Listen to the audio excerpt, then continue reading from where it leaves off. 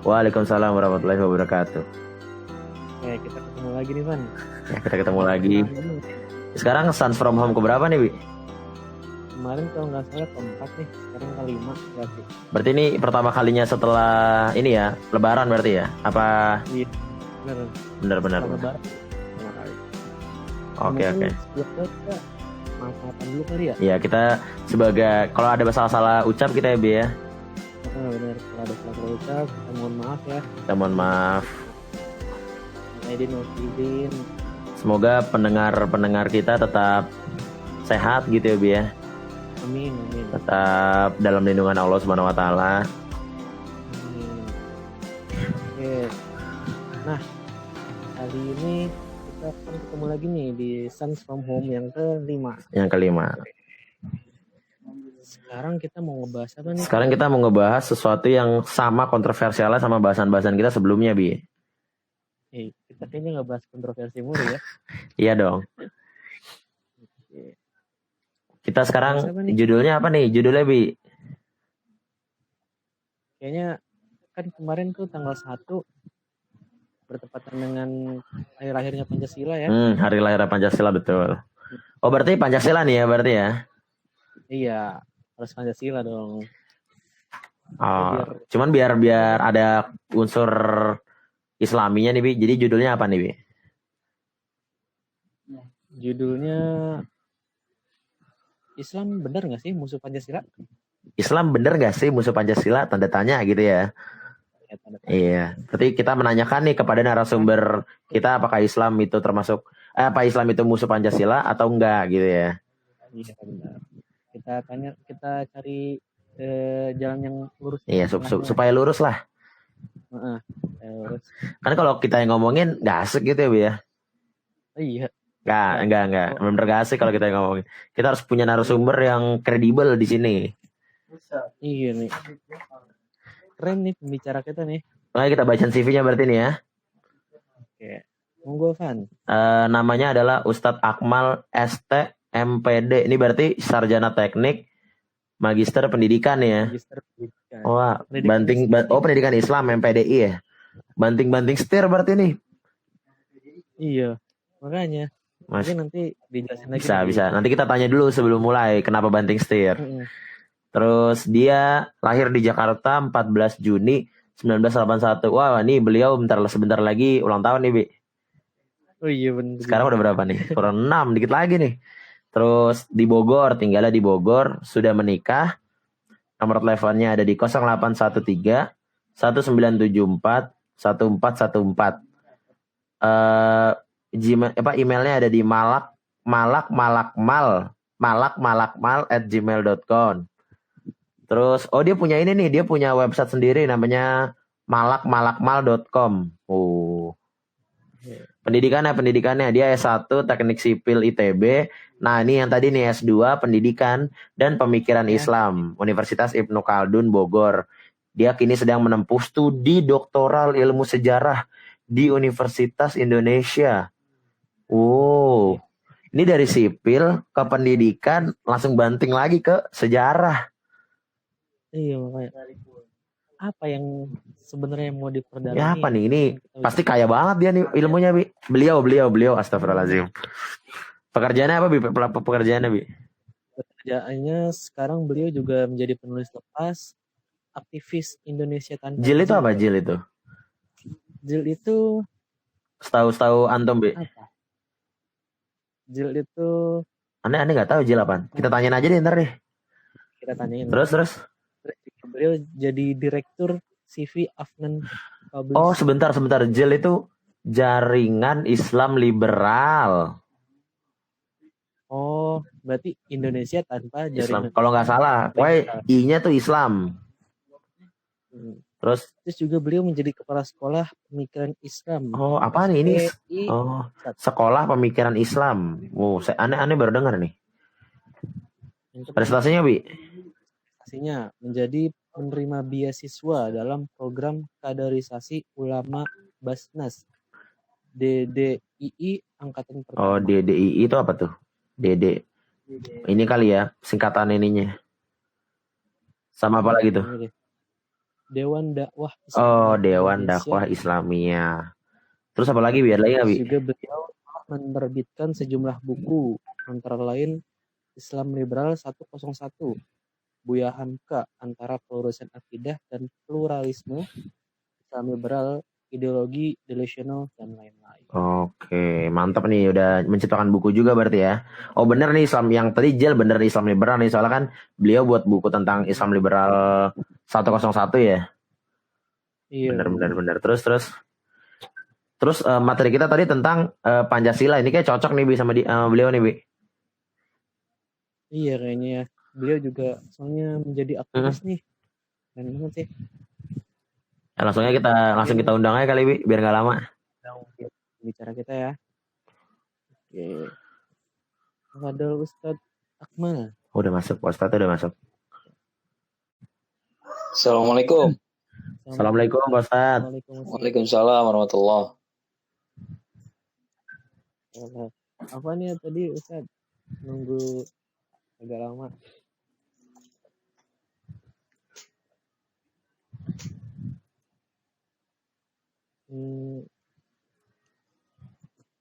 Ustadz gimana kabarnya Ustadz? Alhamdulillah baik. Alhamdulillah baik. Di sekitar udah ada yang terdampak Pak Ustadz? Enggak sih. Katanya sih udah lama sih katanya ada di komplek tapi nggak pernah kelihatan. Oke. Alhamdulillah kalau gitu ya Pak Ustadz. Iya. Berarti kita ini aja nih Bi langsung masuk ini nih Bi. Jadi tadi kita udah bacain CV ya Pak Ustadz. Iya. Oke. Oke lah, langsung Bi. Oke. Mungkin sebelumnya kita perkenalan dulu kali ya. Ustadz nama aneh Abi Malik tuh yang di atas. Nah, terus sama Fandia Pratama Pak Ustadz. Yeah. Sama-sama 2019. Oh. 2019. Nah, tadi pas kita baca CV-nya, Ustaz, kita bingung nih. Kan S1. Ini teknik sipil ITB. S2-nya di pendidikan Islam. S3-nya di apa? Lagi menempuh di ilmu sejarah.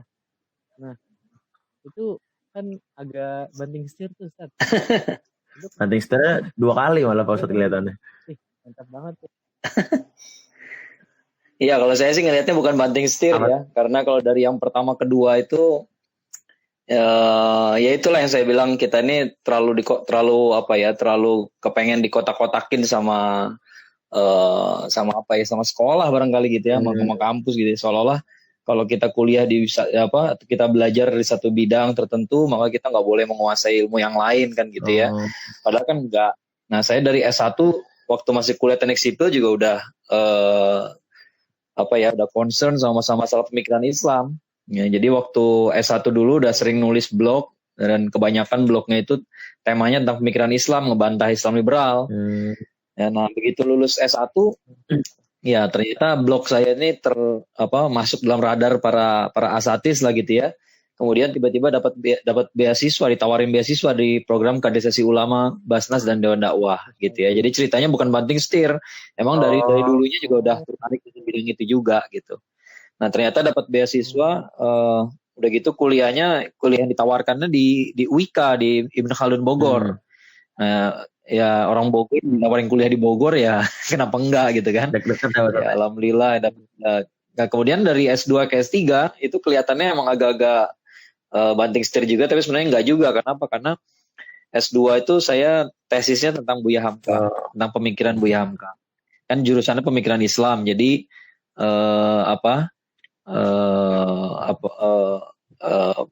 tesisnya tentang pemikiran Buya Hamka. Nah, karena udah banyak tahu lah, dianggap banyak tahu soal Buya Hamka, maka saya disuruh sekalian aja kuliah sejarah. Ya, suruh sejarah disertasinya yang berhubungan dengan Buya Hamka juga gitu. Jadi biar lebih mantap lah menguasai tokoh satu ini gitu ya. Jadi kelihatannya aja loncat-loncat padahal enggak juga. Emang udah suka concern di pemikiran Islam dari S1 ya Pak Ustadz ya? Iya. Dari 2005 saya udah ngeblok waktu dulu, cuman blognya udah almarhum sekarang Multiply. Oh berarti yang Indonesia apa hashtag Indonesia tanpa JIL ini ya? JIL itu jaringan Islam liberal ya Pak Ustadz ya? Iya, Oh itu dibuatnya kapan tuh Pak Ustadz yang hashtag apa Indonesia tanpa JIL ini organisasi kah atau apa? Setan Pajil lahirnya 2012 ya. Bentuknya ini 2012. Pak Ustadz organisasi. Iya. Berarti ini nih Bini, kayaknya pas sama ini kita kali ini ya Bi ya. Pembahasan kita kali ini nih. Kita ya. Jadi tema kali ini apaan Bi? Bacain Bi. Tema kali ini kita akan membahas yang sempat panas kemarin, yaitu tentang ada yang kata-kata Islam musuh Pancasila, bener nggak sih? Gitu kan? Mungkin kita akan cari gitu pelurusan Betul. dari bahasan ini. Yang pertama-tama nih Pak Ustadz, bisa nggak sih Pak Ustadz jelasin tentang sejarah singkatnya Pancasila gitu Pak Ustadz? Iya, Pancasila itu mungkin kalau mau kita sederhanakan sejarahnya ya, dia itu ada 3 tanggal penting. 1 Juni 1945, 22 Juni 1945, kemudian 18 Agustus 1945. Oke. Ya. 1 Juni, 22 Juni, 18 Agustus. Itu ya tanggal-tanggal pentingnya. Apa sih yang terjadi? Yang terjadi tanggal 1 Juni itu dimulai rapat BPUPKI. Rapat Badan Persiapan Usaha-usaha Kemerdekaan Indonesia. penyelidikan usaha-usaha persiapan kemerdekaan Indonesia, gitu ya. Jadi dulu tuh Jepang udah berjanji bahwa Indonesia akan dimerdekakan. Nah, kemudian dibentuklah BPUPKI persiapan, ya. Kemudian, ya sebenarnya ini sebabnya kenapa dulu PKI itu sebenarnya dulu sangat anti sama Soekarno. dulu sebelum tahun 45 PKI itu sangat anti sama Soekarno karena Soekarno itu dianggapnya sebagai antek Jepang. Kenapa? Karena mau merdeka aja legend Jepang dulu. Nah gitu. Kan ingat nggak kalau Soekarno tuh pernah diculik Clarence Dengklok? Oh iya benar-benar. Para pemuda tuh nggak mau tanggal proklamasi itu ditentukan sama Jepang. Ya, kenapa? Nanti anak cucu akan bilang apa? Oh Indonesia merdeka karena dikasih sama Jepang, kan nggak bagus, gitu ya. Jadi mereka pengennya kita merdeka tuh ya pilih tanggal sendiri, ya suka-suka kita sendiri. Pokoknya orang Jepang terima aja gitu, mau-maunya gitu ya. Nah tapi anyway, BPUPKI ini jadi dikasih jalan sama Jepang ya. Jadi Jepang tuh memfasilitasi mereka dibolehkan bikin BPUPKI dan kemudian jadi PPKI ya. Nah tanggal 1 Juni itu mereka pertama kali bersidang mendiskusikan Pancasila, Undang-Undang Dasar Negara dan Undang-Undang Dasar gitu ya. Nah kemudian tanggal 1 Juni itulah Soekarno berpidato dan beliau menyebut ada Pancasila gitu ya, Pancasila. Tapi Pancasilanya nggak seperti yang kita kira sekarang. Gitu ya. Jadi Pancasila versi Soekarno yang awal. Soekarno itu yang pertama kali bukan ketuhanan yang maha esa, kemanusiaan adil dan beradab dan seterusnya. Persatuan dulu gitu kalau nggak salah ya Pak Ustadz yang pertama. Kalau yang Soekarno bilang dulu persatuan dulu kalau nggak salah yang pertama ya. Ya, yang pertama itu sila pertamanya kebangsaan Indonesia. Yang kedua internasionalisme atau perikemanusiaan. Yang ketiga mufakat atau demokrasi. Keempat kesejahteraan sosial. Kelima baru ketuhanan. Nah, jadi kalau dipasang-pasangkan mungkin sila pertamanya dulu tuh kayak sila ketiganya sekarang. Sila kedua tetap sila kedua kemanusiaan ya. Sila keempat jadi sila kedua ya, mufakat atau demokrasi. Kemudian sila kelima jadi sila keempat. Kemudian sila pertama jadi sila kelima. Nah ini yang mencolok banget kenapa ketuhanan terakhir. Ya jadi yang pertama kebangsaan, yang terakhir malah ketuhanan ya. Nah jadi ini makanya dikritisi orang gitu karena sejak beberapa tahun terakhir ini 1 Juni diresmikan jadi hari lahir Pancasila, padahal Pancasila yang dimaksud cuma baru namanya doang, baru usulan saja. Ya, jadi Soekarno sudah mengusulkan namanya Pancasila ada 5 ya, dan kemudian silanya ada 5 ya, namanya juga Pancasila, silanya ada 5 gitu ya. Tapi 5-nya ya nggak seperti yang kita bayangkan, secara teksnya nggak sama, urutannya apalagi gitu ya.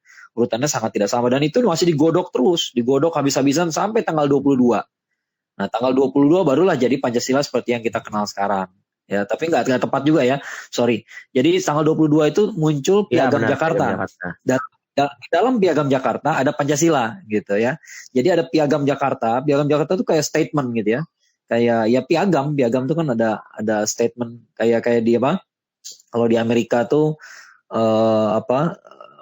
istilahnya bukan undang-undang juga, piagam apa kemerdekaan mereka gitu ya. Jadi kalimat panjang gitu ya, panjang segala macam yang sekarang jadi pembukaan Undang-Undang Dasar 45 gitu ya. Bedanya dalam Piagam Jakarta itu Pancasilanya nggak begitu. Pancasilanya ada 7 kata yang sekarang udah nggak ada. Ya, yaitu ketuhanan yang maha esa dan kewajiban menjalankan syariat Islam bagi yang dirubah ya Pak Ustadz itu ya. Ya, sisanya sama persis, kemanusiaan yang beradab, persatuan Indonesia, kerakyatan yang dipimpin oleh hikmat bijaksana dalam pemusyawaratan perwakilan, keadilan sosial bagi rakyat Indonesia itu sama, gitu ya. Jadi Pancasila itu ada dalam Piagam Jakarta, ya. Nah, dan kemudian yang tadi saya sebutkan tadi, Soekarno sempat diculik oleh para pemuda Kerengas Dengklok, bukan untuk disakiti, tapi untuk dipaksa supaya cepat segera kemerdekaan. Proklamasikan tanpa nunggu Jepang gitu ya. Nah, kemudian kita tahu tanggal 17 Agustus akhirnya proklamasi. Nah, yang menariknya tanggal 18 Agustus besoknya ya. Jadi besoknya itu Bung Hatta sudah di lobi lagi sama orang ya. Orang yang mengaku katanya wakil dari atau utusan dari Indonesia Timur. Ya, katanya Indonesia Timur minta merdeka karena ada 7 kata yang nggak dicabut, kalau nggak dicabut gitu ya. Jadi mereka minta 7 kata dicabut, itu kewajiban menjalankan syariat Islam. Ya, sebenarnya Bung Hatta juga berkeberatan. Kenapa? Ini kan yang mau diwajibkan cuman umat muslimin doang, nggak mengganggu yang lain. Betul. Ya. Nah, tapi waktu itu pertimbangannya karena intinya para tokoh-tokoh Islam ini merasa ini republik baru berdiri sehari masa mau dibubarin lagi gitu kan. Ya, jadi secara politis itu akan lemah sekali, akan lemah. Kenapa? Karena akan kelihatan kita nih nggak mantep gitu. Ya, kita proklamasi aja untuk mendapat pengakuan dari negara lain aja itu lama itu. Ya, apalagi kalau kelihatan nggak mantep gitu, akhirnya umat Islam mengalah lah gitu. Ya udahlah. Nah, tapi itu dengan catatan sebenarnya semua tokoh Islam dan yang bukan tokoh Islam juga gitu ya. Sebenarnya semua mengetahui bahwa ketuhanan yang maha esa itu artinya tauhid. Ya.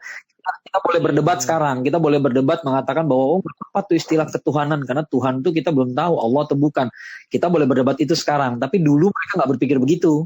Dulu semua orang sudah tahu ketuhanan yang maha esa itu tauhid, artinya Allah, nggak ada yang lain. Ya, dan agama lain tidak merasa dirinya monoteis gitu ya. Kalau sekarang semua mengaku monoteisme. Ya, dulu nggak begitu. Dan ini tercermin dalam sidang konstituante tahun 57, 58, 59 ya. Itu salah satu wakil orang nomor 2-nya lah bisa dikatakan ya, orang nomor 2 dari PKI Nyoto tuh mengatakan demikian bahwa PKI itu sebenarnya menerima Pancasila ya, tapi sebenarnya mereka keberatan sama sila pertama. Nah, jadi mereka ngasih catatan gitu. Ya, kami menerima, tapi sebenarnya kami punya catatan. Mereka nggak setuju sama ketuhanan yang maha esa. Mereka pengennya ketuhanan yang maha esa itu diganti menjadi kebebasan beragama. Kebebasan beragama artinya kebebasan untuk tidak beragama juga. Ya, apa kata dia? Karena ketuhanan yang maha esa ini terlalu mengakomodir monoteis. Ya, padahal di Indonesia-nya ada animis, dinamis, politeis, dan ateis, kata dia begitu. Jadi mereka udah paham bahwa sila pertama itu punya umat Islam. Jadi ketika dihapus 7 kata, pemahaman para tokoh-tokoh bangsa itu adalah bahwa maknanya nggak dihapus. Ya, maknanya nggak dihapus, dan dokumen sejarah sudah menunjukkan bahwa Piagam Jakarta itu ada. Ya, Piagam Jakarta kan nggak bisa dianulir. Ibaratnya kita bikin surat perjanjian nih gitu ya, atau bikin ya piagam gitu ya, dengan ini kami menyatakan bla bla bla bla bla gitu ya, itu nggak bisa dihapus. Bahwa kesepakatan kemudian berubah ya terserah, tapi kenyataannya tanggal 18 Juni kesepakatan kita begitu. Nah, tanggal 22 Juni kesepakatan kita begitu ya. Nah, apa yang terjadi 18 Agustus itu lain soal. Ya, tapi bahwa Piagam Jakarta sudah pernah terjadi dan itu adalah gentleman agreement, kesepakatan yang sudah dibuat, ya itu kenyataan juga. Ya. Jadi maksud saya adalah janganlah Piagam Jakarta itu dia dianggap sebagai khayalan gitu, bahwa itu nggak pernah terjadi. Itu benar-benar terjadi. Nah, dan yang merumuskan Piagam Jakarta itu adalah panitia 9, ada 9 orang, ya.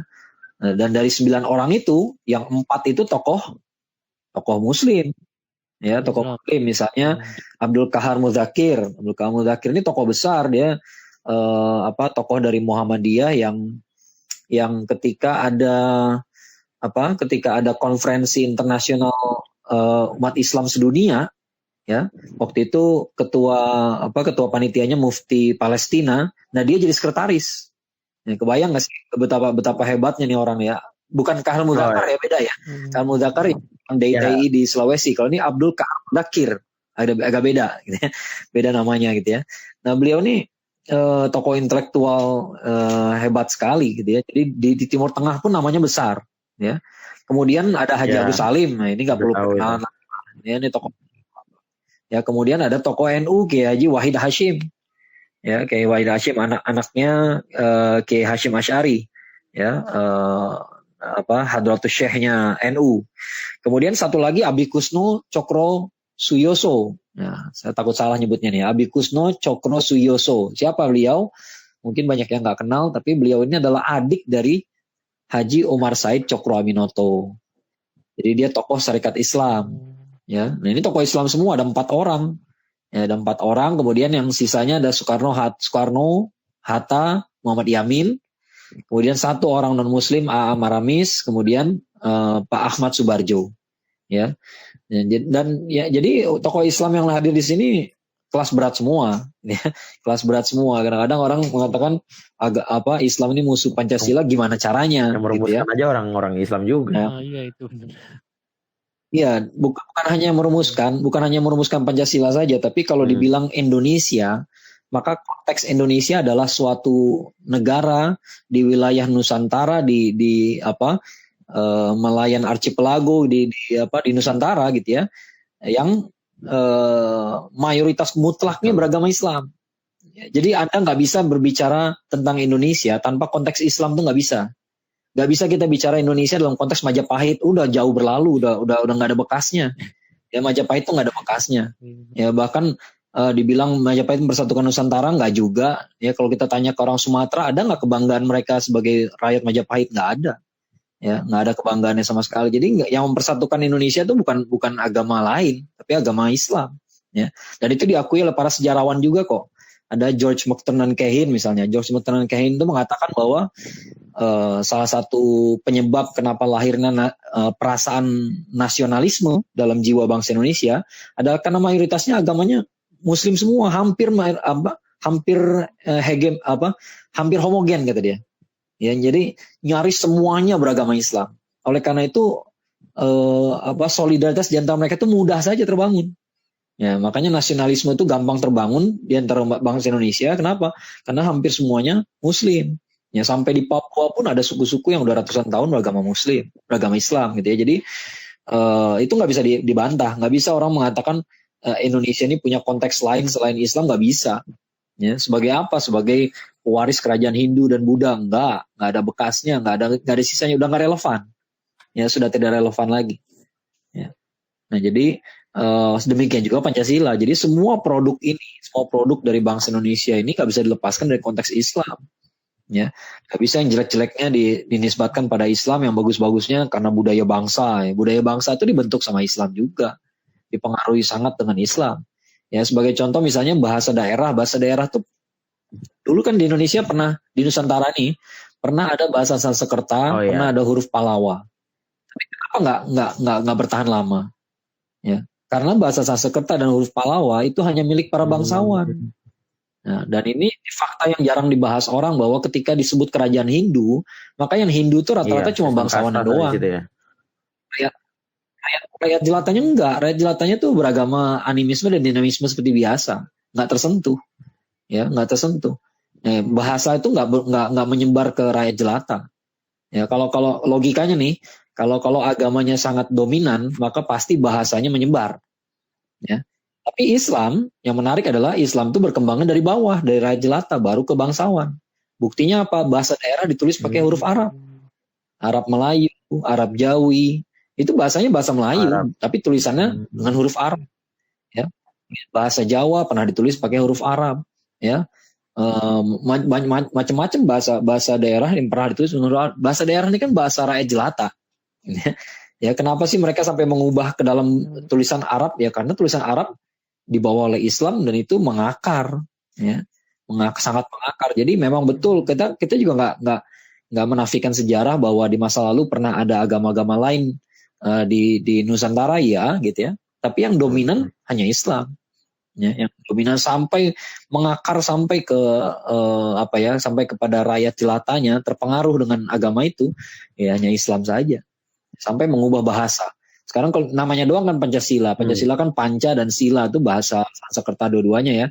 Tapi kalau kita lihat isinya kan nggak bisa bahasa Indonesia itu lari dari bahasa Arab, nggak bisa.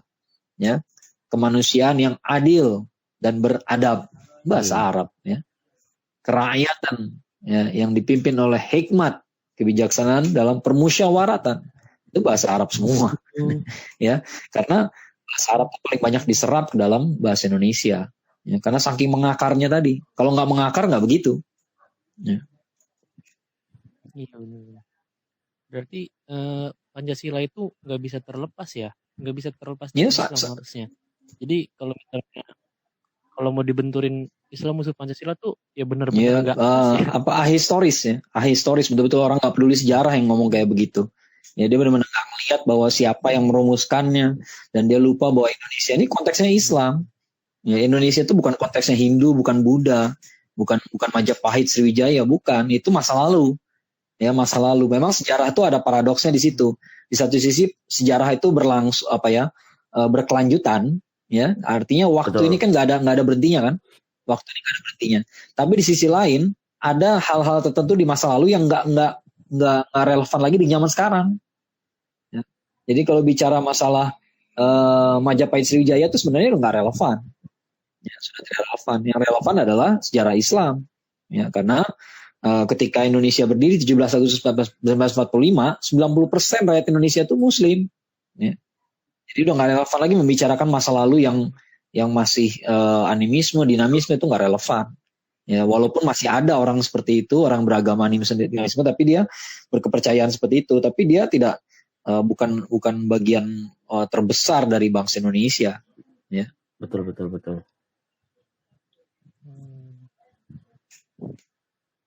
Nah, tadi kan Ustadz udah ngejabarin nih tadi yang perumusan Pancasila itu ada beberapa tokoh.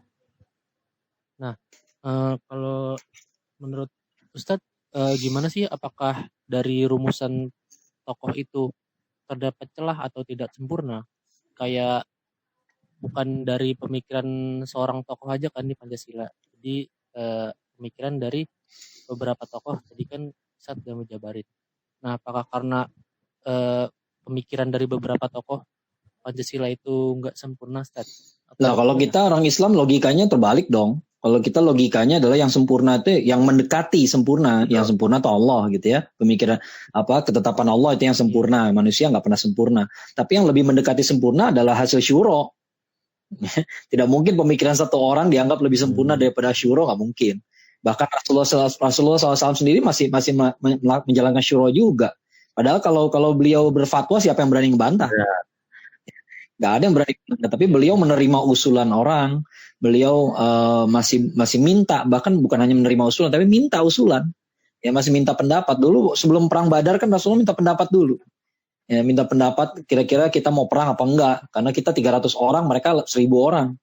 Ya, kita niatnya mencegat kafilah dagang, maka persenjataan kita seadanya. Mereka persenjataannya lengkap sekali karena mereka prajurit dikirim dari Mekah gitu ya. Orang muhajirin bilang kami siap bertarung ya, sampai 2 orang mengatakan kami siap bertarung, tapi Rasulullah SAW belum puas. Kenapa? Karena sebagian besar yang datang di perang Badar itu adalah orang Ansor. Nah, baru setelah orang Ansor angkat bicara, lalu mereka mengatakan, ya Rasulullah SAW pimpin kami ke negeri yang terjauh atau ke laut yang terdalam sekalipun kami berangkat lah, istilahnya begitu gitu ya. Maka baru Rasulullah SAW siap gitu ya. Kenapa? Karena ya itu mayoritas kalau belum bicara gimana? Ya, kalau mayoritas belum bicara, dari waktu itu mayoritas dari 300 orang itu mayoritasnya Ansor bukan Muhajirin. Makanya Rasulullah SAW menunggu-nunggu ungkapan dari orang Ansor. Ya, padahal Rasulullah SAW itu nabi gitu. Ya beliau punya hak untuk mengatakan pokoknya kita perang. Nah gitu ya. Ente kalau nggak suka murtad. Nah gitu kan bisa begitu. Orang kalau menolak perintah Rasulullah SAW kan murtad. Ya bukan dosa lagi, murtad gitu ya. Iya benar. Ya, tapi kan nggak begitu. Ya jadi kita orang Islam logikanya nggak seperti itu, justru sebaliknya. Justru karena ini hasil syuro maka dia sempurna. Dia lebih mendekati sempurna lah gitu ya. Tidak sempurna, mendekati lah gitu ya. Dan terbukti hasilnya kan dirombak betul, dan ini kita bisa lihat hasil perombakan yang dibuat oleh tokoh-tokoh Islam. Ya. Kenapa? Karena ketuhanan itu bisa diubah dari yang kelima jadi yang pertama. Ya. Nah, kalau tokoh-tokoh sekuler seperti Soekarno gitu ya, dia berpikirnya ketuhanan taruh di terakhir aja. Tapi kemudian kan di situ ada tokoh-tokoh Syarikat Islam, Muhammadiyah, NU, Haji Agus Salim. Apa mereka akan diam saja? Kan ternyata enggak. Nah, akhirnya berubahlah ketuhanan dulu. Nah, maka kemudian kata Buya Hamka, Pancasila itu cara ngebacanya adalah sila pertama itu dasar dari sila kedua. Sila kedua adalah dasar sila ketiga, dan seterusnya. Jadi akar tunggang dari semuanya itu adalah sila pertama. Anda nggak bisa bicara kemanusiaan kalau nggak dihubungkan dengan ketuhanan. Gitu. Ya. Ini penting. Kenapa? Kalau buat orang Islam, ketuhanan itu nomor satu. Ya, apa kehendak Allah itu yang nomor satu dulu. Ya, nggak bisa merumuskan kemanusiaan dengan versi sendiri. Ya, misalnya sekarang orang bilang LGBT adalah hak asasi, nggak bisa. Ya, kalau bagi orang Islam nggak bisa begitu. Kenapa? Ini kan suka-suka manusia, ya suka-suka manusia, tapi harus jalan sama Allah. Allah bilang itu perbuatan keji gimana? Berarti itu bukan bagian dari kemanusiaan. Itu bukan bagian dari hak asasi manusia. Apalagi kemanusiaan yang adil dan beradab. Nah, adab itu versi siapa coba? Adab itu versi siapa? Ya, kalau kita lihat strukturnya versi Allah, ya, ketuhanan yang Maha Esa. Ya, versi Allah. Allah bilang inilah adab yang benar, maka itulah kemanusiaan adil dan beradab. Gak bisa kita merumuskan kemanusiaan versi kita sendiri, adil versi kita sendiri, adab versi kita sendiri. Karena dasar itu nomor satu ya. Jadi kita secara filosofis struktur ini jelas ini hasil dari hasil dari perjuangan umat Muslim pastinya. Ya, kalau logikanya orang Islam pasti naroknya nomor satu ya ketuhanan dulu. Tapi kalau orang sekuler lain urusannya. Gitu. Terus Ustadz kan tadi kan nomor satu itu kan tentang ketuhanan yang Maha Esa, yang artinya kan bertuhan ya, atau monoteis tadi ya. Sedangkan PKI atau komunisme itu kan tidak bertuhan ya kalau tidak salah ya. Nah, PKI itu kan nggak diikut sertakan dalam PKI. Nah, Soekarno itu kan saat itu kalau nggak salah terkenal dengan Nasakom ya Pak Ustadz ya? Oh belum. Nasakom itu nanti tahun 60-an. Karena nggak sejalan dong sama Pancasila, Bang. Itu ya makanya saya bilang PKI itu dulu membenci betul sama Soekarno. Soekarno itu dibilangnya antek Jepang. Gitu. Jadi Soekarno itu dimusuhi betul sama dia. Nah, tahun 48 PKI masih berontak kan? Yang terhadap bikin pemberontakan. Enggak ada hubungannya Pancasila sih, tapi dia berontak aja, dia pengen bikin negara sendiri lah gitu istilahnya. Kan orang komunis itu kan pikirannya revolusi melulu. Ini mereka harus pakai kekerasan, nggak ada cara lain mereka pikirannya gitu ya.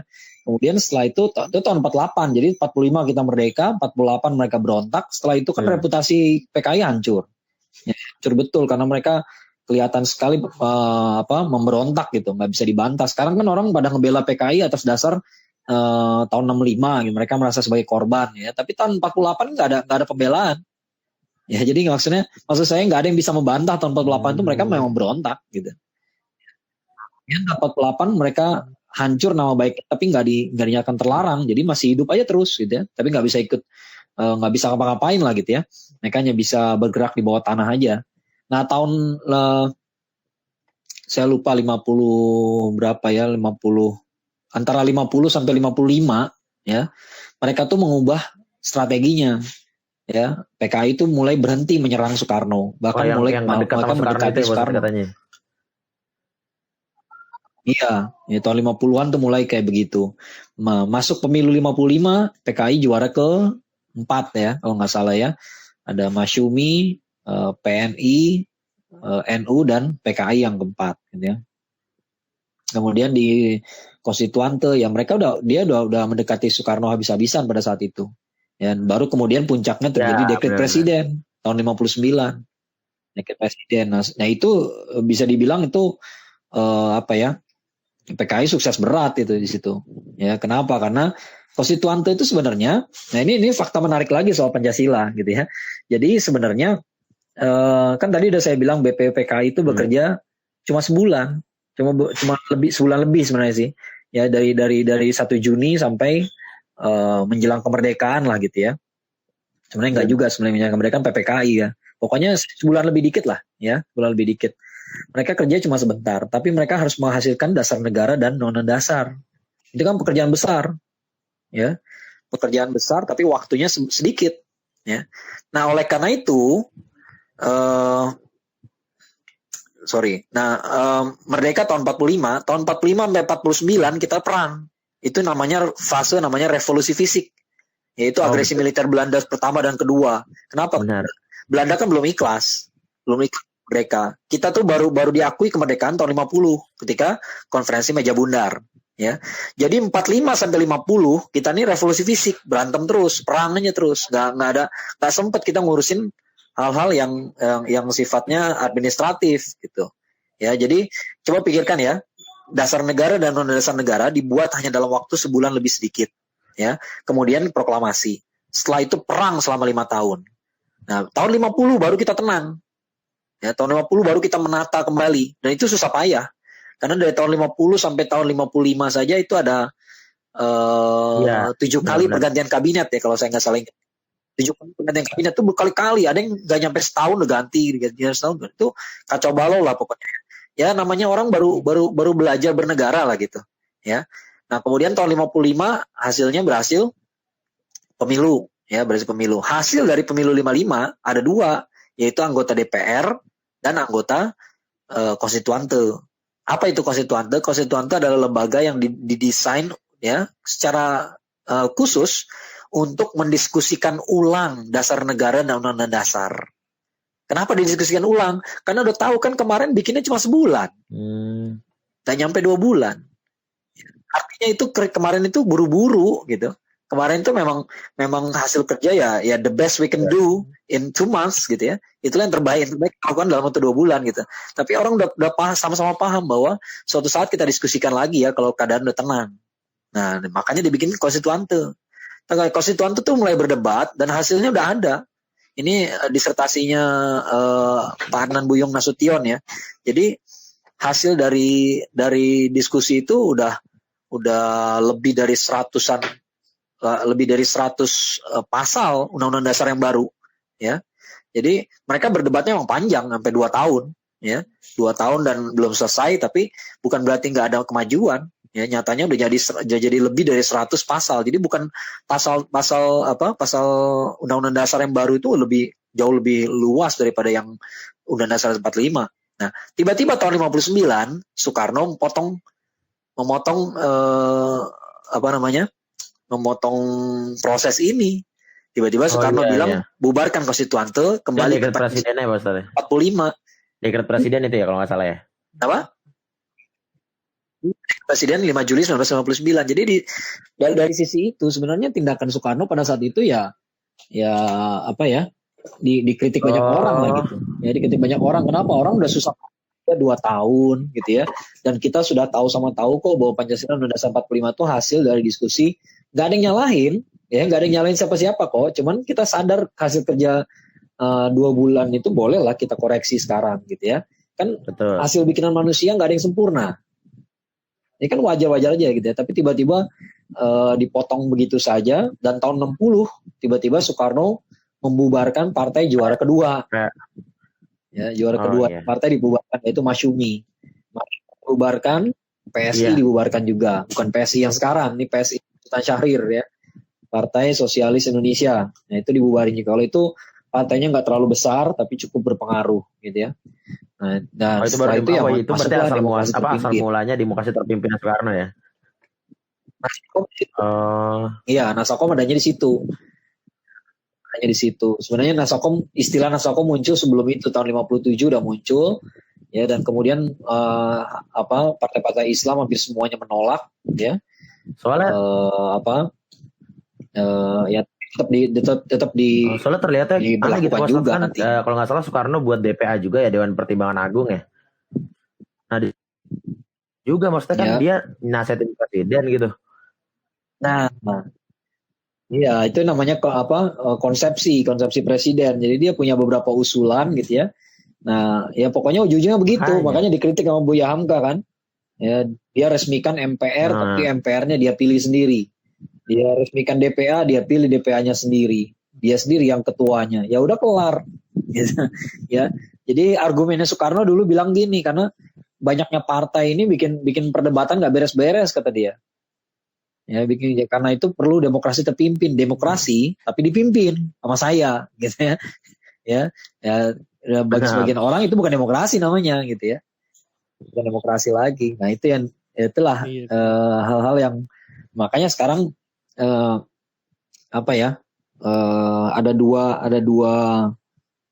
dua gejala yang kurang baik ya, yaitu ketika Pancasila itu dicabut dari konteks sejarahnya. Ya, konteks sejarah kayak misalnya Pancasila dibenturkan sama Islam. Lah emang selama ini Pancasila yang merumuskan orang mana? Benar. Pancasila itu lahir di negara mana? Di negara Islam gitu ya. Kalau kata Buya Hamka, ini tuh Indonesia tuh negeri Islam walaupun belum jadi negara Islam. Tapi dia negeri Islam. Ya, orang nggak bisa bantah itu gitu ya. Nah, kenapa tiba-tiba Islam dibentur-benturkan sama Pancasila? Emang siapa yang bikin selama ini? Ya, siapa yang menyetujui? Nah, gitu ya. Dan kemudian maknanya penafsiran di utak-atik sendiri. Ya, ditafsirkan sendiri masing-masing. Ketuhanan yang Maha Esa artinya apa? Artinya semua agama sama? Enggak, gitu ya. Awalnya semua tahu kok ketuhanan yang Maha Esa itu milik umat Islam. Ya, seolah-olah syariat Islam jadi kayak hantu gitu ya. Seolah-olah itu sangat bertentangan dengan Pancasila. Enggak, ya, dari dulu nggak begitu kok. Ya, dari dulu nggak begitu. Dan di Konstituante Partai Masyumi dan NU kompak. Kompaknya apa? Mereka minta Islam sebagai dasar negara. Ya, Pancasila sebagai falsafah negara. Ya, apa bedanya? Falsafah negara tuh ya dipasang aja di depan Pancasila, ya. Ketuhanan yang Maha Esa, kemanusiaan yang adil dan beradab, ya. Tapi dasarnya adalah Islam. Kenapa? Karena Islam bisa menjelaskan apa yang diucapkan dalam Pancasila. Kemanusiaan yang adil dan beradab. Kemanusiaan itu apa sih maksudnya? Islam punya penjelasannya. Adil itu apa sih artinya? Islam punya. Adab itu aslinya artinya apa sih? Islam punya. Nah sekarang Pancasila kan hanya lima kalimat. Ya. Ketika nggak ada dasarnya, maka semua orang bebas menafsirkan. Nah itu cilakanya. Nah Soeharto dulu punya penafsiran sendiri, dia bikin P4. Nah dia bikin P4.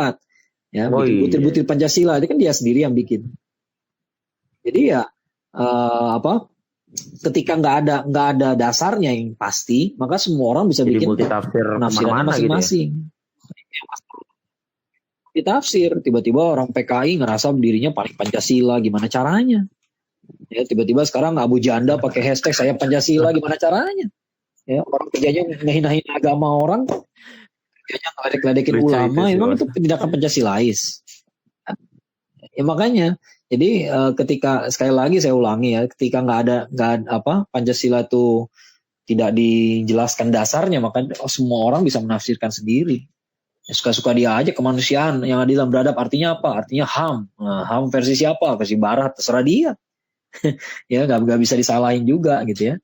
Dan sebaliknya nanti kalau ada orang yang mempunyai tafsirnya sendiri juga dia nggak bisa dibilang salah juga. Benar. Kan repot kalau kayak gitu kan. Nah ini Pak Ustadz, terus ini pertanyaan sebelum closing statement Pak Ustadz. Kan benar tadi ya Pak Ustadz bilang kalau sekarang tuh seakan-akan Islam itu nggak bisa dibentrokin dengan Pancasila gitu ya. Seakan-akan berjalannya harus terpisah gitu ya Pak Ustadz ya. Sikap-sikap kita sebagai mahasiswa nih Pak Ustadz ya, atau sebagai rakyat Indonesia yang mungkin melek akan hal seperti ini ya, itu gimana sih Pak Ustadz kita nyikapinnya harusnya? Nah yang saya sesali itu adalah banyak diantara bukan hanya mahasiswa sih, ya di luar mahasiswa juga aktivis Islam lah gitu ya. Mereka merasa disakiti karena selalu dibenturkan dengan Pancasila. Ya saya sangat mengerti perasaan itu gitu ya.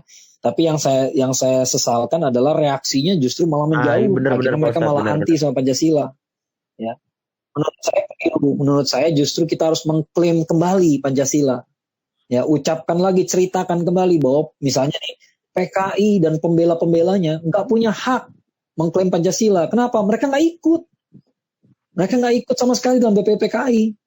Dan mereka tuh baru Indonesia berdiri tahun 45 di tengah-tengah revolusi fisik antara tahun 45 sampai 50 kan tadi saya bilang kita lagi ngelawan Belanda nih. Belanda yang kembali di tengah susahnya kita menghadapi agresi militer, bisa-bisanya mereka berontak tahun 48. Ya. Nah, jadi PKI, dan kalau sekarang dibilang PKI udah nggak ada lagi, oke lah. Tapi sekalian pembela PKI, kalian nggak punya hak membela Pancasila. Pancasila bukan milik kalian gitu. Ya kita harus ucapkan itu, ya. Kita harus ucapkan itu. Umat Islam nih Piagam Jakarta tuh fakta sejarah bahwa ada Piagam Jakarta. Ada 7 kata yang dihapus itu ada. Tadinya ada gitu ya. Dan itu kesepakatan, dan kita umat Islam menerima dihapusnya 7 kata itu supaya apa? Supaya Republik Indonesia nggak bubar. Nah, tolong kelapangan dada ini jangan disalah tafsirkan. Jangan ditafsirkan sebagai kelemahan. Bukan, ini kelapangan dada. Tandanya kita nih sangat toleran sama yang lain. Kita udah mau mengalah. Nah, kita udah mau mengalah, jangan kemudian kita juga ditabok loh, dibilang Anda nggak Pancasilais loh. Kita nih demi Republik, kita mau ngilangin 7 kata. 7 kata hasil perdebatan yang panjang sekali tokoh-tokoh kami gitu ya. Dari Pak Abi Kusno, Pak Abdul Kahar Muzakkar, Agi Agus Salim, Kiai Wahid Hashim itu udah berjuang habis-habisan, dan 7 kata itu hasil perjuangan mereka dan dihapuskan begitu saja, cuma karena protes doang. Ya, protes yang nggak jelas juga. Ini protesnya bener apa enggak? Kan zaman dulu kan nggak jelas siapa yang minta protes sebenarnya. Pokoknya mereka mengatasnamakan Indonesia Timur. Ya, kita nih umat Islam ya adalah yang paling banyak mengalah demi Indonesia. Jadi nggak usah ditanyain lagi kami patriotis apa enggak. Wah, nggak mungkin. Ya, kalau ada apa-apa dengan Indonesia pasti kita yang pertama berjuang. Itu udah pasti. Ya, orang Islam itu udah pasti berjuang. Ya, jadi nggak usah ditanya soal-soal seperti itu. Ya, saya udah pernah menyampaikan di beberapa tempat ya, orang Islam tuh nggak perlu dibentur-benturkan sama nasionalisme. Ya, jangankan bicara nasionalisme. Indonesia ini kan tanah tumpah darah kita gitu ya. Kita lahir di sini, orang tua kita lahir di sini, kita beranak pinak di sini juga gitu ya. Masa sih kita nggak punya perasaan sentimental sama negara kita? Nggak mungkin. Ya, nggak mungkin. Saya baru ke Spanyol 2 kali. Baru ke Spanyol 2 kali doang. Dan ke sana tuh cuma 4-5 hari. 4-5 hari sekali pergi ke sana gitu ya. Tapi begitu dengar Spanyol kena corona kayak begitu, ya, langsung saya hubungi semua kenalan saya di Spanyol, gimana kabarnya, dan segala macam. Kenapa? Saya baru 4 hari aja saya udah punya perasaan sentimental. Ya. Jangan tanya perasaan saya pada Indonesia, itu konyol sekali. Ya, dan orang Islam semua dilatih seperti itu. Kenapa? Kita punya perasaan cinta dalam hati kita. Kita ini dilatih untuk menyayangi. Jangankan Indonesia, tempat kita hidup, lahir, besar, meninggal di Indonesia gitu ya. Jangankan Indonesia. Ini teman-teman masih mahasiswa kan ya. Ini teman-teman banyak yang ngekos misalnya gitu ya. Nanti 10 tahun lagi ya, coba rasain kangennya sama tempat kosan. Nah, bayangin gitu ya. Ada nggak perasaan sentimental sama tempat kita ngekos dulu? Pasti ada lah. Nah, orang Islam tuh udah kayak begitu settingannya. Kita ini udah terbiasa menyayangi. Ya, jadi jangan ditanya nasionalisme kita sama Indonesia, balah, nggak mungkin, ya, nggak mungkin. Nah, lihat aja tuh Palestina, ya, kan kalau pakai logika asal selamat aja nih, ya, kalau pakai logika asal selamat, kenapa nggak tinggalin aja sih Palestina tuh, ya, capek kan disiksa dari tahun 48, dizolimi dari tahun 48, ya, tapi kan nggak bisa, itu kan negeri kita, bukan hanya negeri kita doang, negeri para nabi dulu, kita punya perasaan sentimental yang nggak bisa ditinggalin begitu aja. Ya, jadi menurut saya pertanyaan membenturkan Islam dengan nasionalisme itu aja udah penghinaan besar gitu ya. Nah, di samping juga ahistoris ya, sangat nggak ngelihat sejarah gitu. Ya, nah, itulah pentingnya sejarah.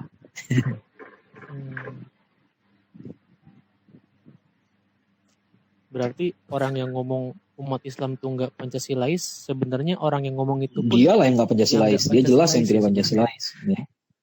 Karena dia berusaha menafikan peran dari mayoritas, bayangnya, ya.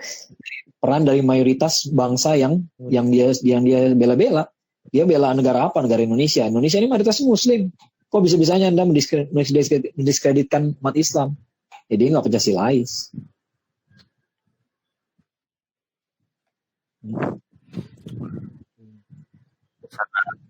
Gimana kan? Masih ada yang mau ditanyain lagi? Ya pokoknya pesan saya adalah kita jangan menjauh dari Pancasila. Coba justru kita harus mengklaim. Ya kita harus mengklaim ini harus punya kita, bukan punya mereka, bukan punya orang komunis, bukan punya orang sekuler. Ya orang sekuler udah kalah. Ya buktinya apa? Buktinya ketuhanan bisa kita angkat jadi pertama. Nah orang sekuler nggak bisa ketuhanan di pertama. Iya. Nah mungkin sebelum Ya. kita tutup, Ustaz, Closing Ustaz statement lah, Pak bisa Ustaz. ngasih saran, mungkin masukan ke kita sebagai warga negara Indonesia yang baik tuh harus gimana sih Ya. buat umat Ya Islam? kalau menurut saya umat Islam ini harus banget sekarang ini mempelajari sejarah. Ya, kenapa sih sejarah itu penting ya? Karena seperti tadi kita jadi ngerti konteks. Ya, kalau kita jadi mengerti konteks ya, kenapa ini terjadi dalam konteks apa? Seperti saya bilang tadi kita bisa berdebat. Mungkin menurut kita ketuhanan yang Maha Esa itu nggak pas. Mungkin harusnya bilang aja Allah yang Maha Esa gitu ya. Oke lah kita bisa berdebat sekarang. Ya, dan yang merumuskan Pancasila juga tahu kok bahwa itu nggak sempurna gitu ya. Ya, tapi kita harus tahu bahwa di zamannya semua orang tahunya ketuhanan yang Maha Esa, tauhid, bukan yang lain.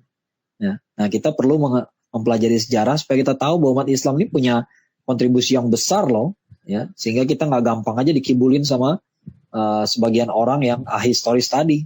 Ya, tiba-tiba Pancasila dibenturkan sama umat Islam, tiba-tiba umat Islam disangka nggak punya kontribusi pada Indonesia, itu nggak logis sama sekali gitu ya. Nah kalau kita mengerti sejarah ya walaupun kita nggak harus semuanya jadi sejarawan gitu ya, tapi pasti kita ya lebih mengerti konteks ya, dan kita kita bisa lebih mengerti banyak hal bagaimana Islam ini berkontribusi pada Indonesia. Itu aja barangkali. Insyaallah, Ustaz. Saya sampai terdiam mendengarnya. Insyaallah. Ternyata Emang disuruh diem kali. banyak banget ternyata yang termasuk kita nih, Bi, salah ini juga, salah tafsir juga mungkin, Bi. Kita pengetahuan baru. Kayaknya ngeliat banyak banget tuh yang ngomong kan, umat Islam gak Pancasilais nih, katanya ajarannya yang buat pun bahkan Pancasila itu sendiri pun mayoritas dasar umat Islam kan tadi. ya kan.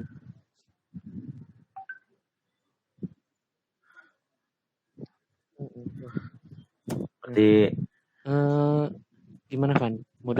syukron Pak Ustadz udah berbagi ilmu sama kita.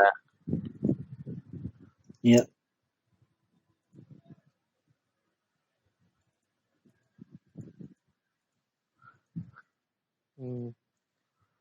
Oh iya. Allah khairan Ustaz. Salah. Ini juga nanti mungkin hasil rekamannya bakalan boleh kirim juga kali ya Ustaz. Nanti juga ada di Spotify ya, betul. Kita naruhnya di Spotify ya Van ya. Ya dan kalau gitu aneh tutup ya Ustaz ya. Nah, pesan-pesan kepada pendengar kita seperti biasa. Nah, untuk selalu sekarang udah bukan stay at home lagi berarti ya, Bi ya. Udah persiapan ini. Iya berarti. Iya, tapi untuk sekarang masih stay at home dulu lah. New normal. Tuh belum ketok palu, jadi ditunggu aja ininya dari kan juga belum pemimpin kita, dari pemerintah.